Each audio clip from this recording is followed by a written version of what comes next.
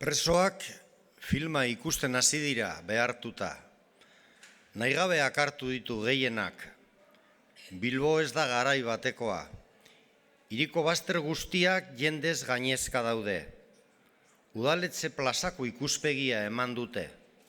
Ura ere bete-betea dago. Posa nabari da kaleetan.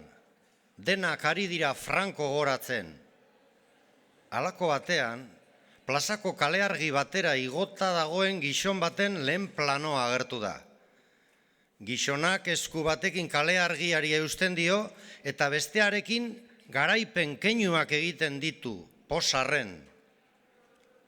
Barre algaraka hasi dira preso guztiak. Ezin dute sinetzi. Kaleargira igota dagoen gizona aretoan bertan dagoen presoetako bata.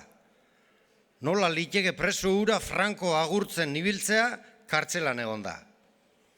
Misterioak irtenbide erraza zuen.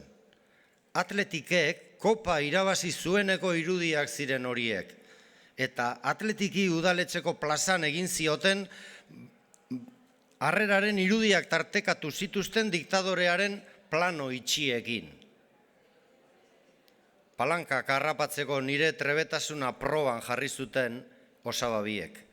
Etxada batean, bi palanka ateratzea egokitu zitzaidan, baina ez pentsa hori arrantza leona naixelako izan zenik. Barre asko egin zidaten osabek, ikusi zutenean arraina jota atera nuela.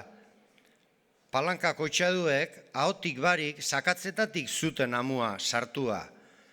Aparejoari gorantz egin nion tira eta horrelaxe harrapatu nituen.